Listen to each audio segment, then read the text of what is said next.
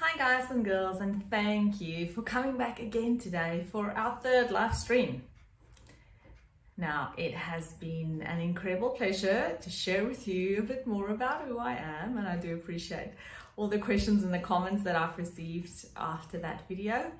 And then of course, hearing about what your ideal or most incredible holiday spot is. And today I am going to share with you who has been my greatest mentor so far in my life.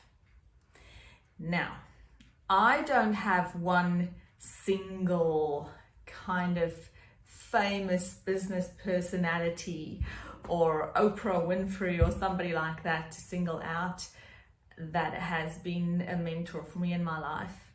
Instead, my mentor has been somebody that's been really local to me. And that person has been with me all my life so far.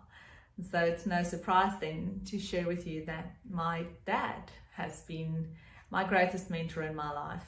My dad has just always been there for me. He has been, I think since I can remember, all the videos and all the photos that I can see of when I was a little girl, I was always by my dad's side. Like, I just could not get enough of him. I've just always wanted to be with him and listen to him, what he had to say. And he taught me such incredible things about life and about growing up and about, just the general skills in life and general things that's not so easy to learn about or to hear about often. The things that you don't always want to hear about. My dad and I just had and still have such an incredible relationship where there's no limit on what we can or can't discuss. He has been my mentor. He has been the person that I rely on most, that I can just always reach out to anytime, day or night. It does not matter. And I'm just so privileged to have my dad near me in Australia, where I now live. He's literally just down the road from where we live. So we as a family get together once a week, and then we have dinner on a Wednesday night actually.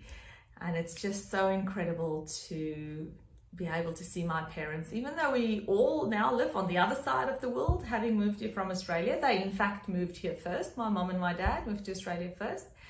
And when I think they were here for about 2 or so years, when I was able to move over as an international student. So no, I did not come on their visa. I came on my own visa. But I then basically moved back into their house at the age of 26 after having lived on my own for 8 years. It was an interesting experience to move back with my parents at that age, but I just cannot count my blessings enough in the fact that I still have my parents firstly, and they're, I want to say alive and well. That sounds a bit tacky, but it really is what that's really what I mean, that they're still here and I can still see them, and that our children can grow up to get such an involvement of their grandparents in their lives. So my dad has always believed in me.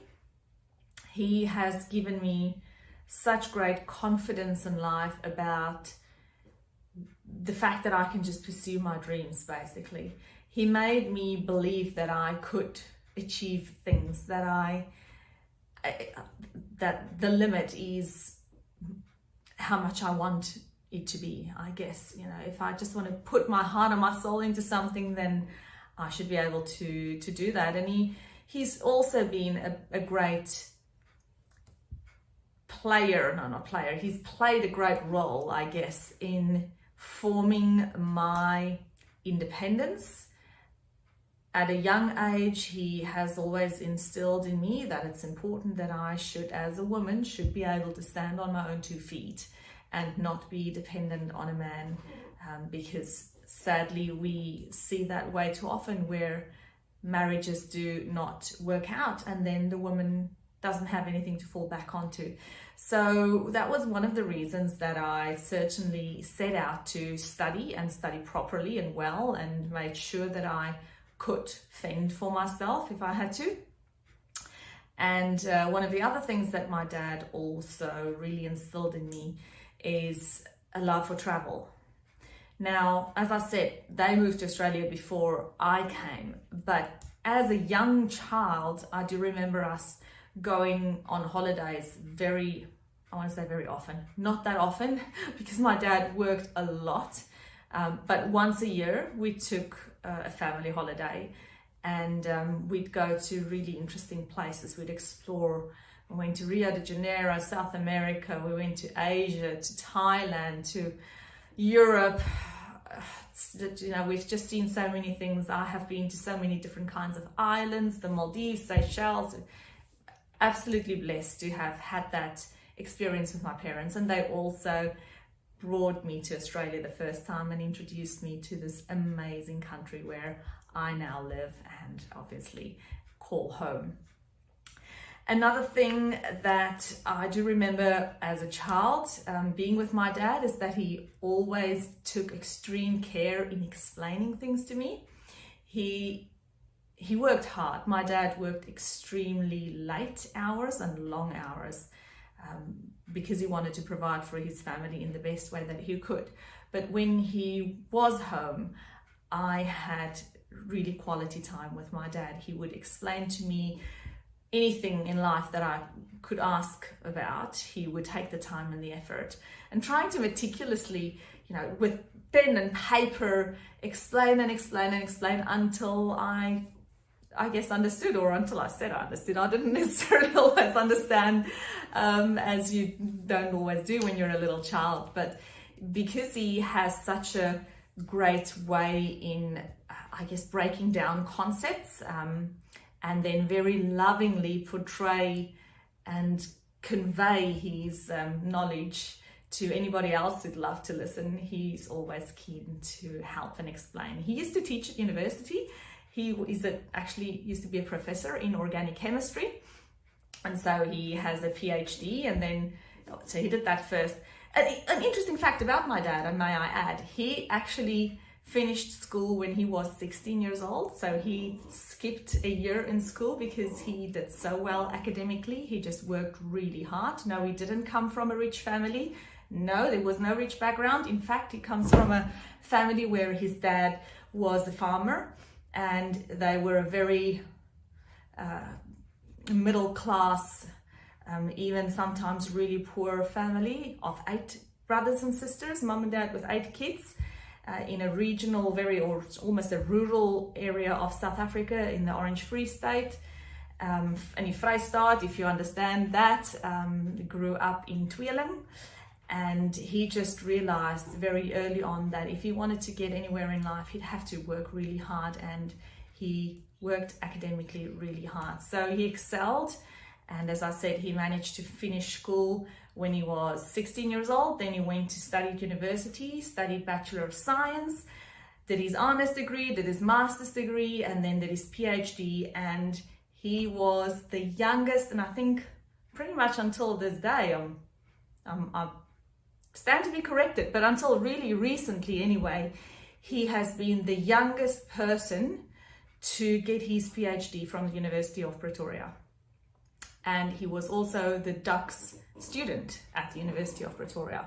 So I'm very proud of my dad. He's been an incredible example, not only just a mentor, but also an example of me on how I would love to live life one day. You know, the way that he treats his patients. My dad's a GP and he practices still full-time here in Australia.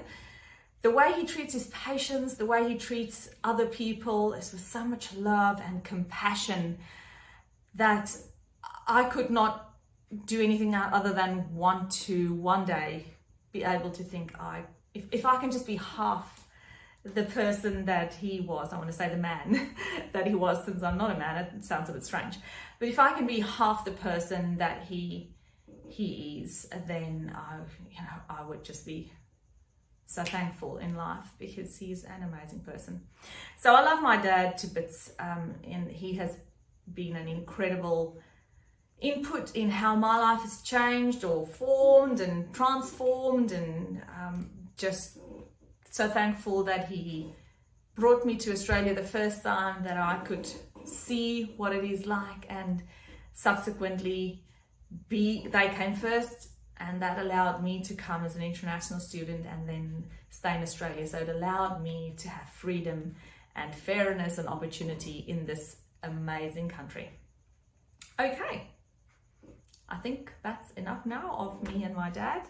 So I would like to know in the questions below, or in the comment section below, if you're still here watching, wonderful, let me know who has been the biggest mentor in your life, who has played such a big role for you, person that's really formed you in terms of your principles and your values and the way you look at life and the way you grab life by the horns. Thanks for watching. I do appreciate you coming and listening to get to know Chamonix a bit more, and I will be back the same time and the same place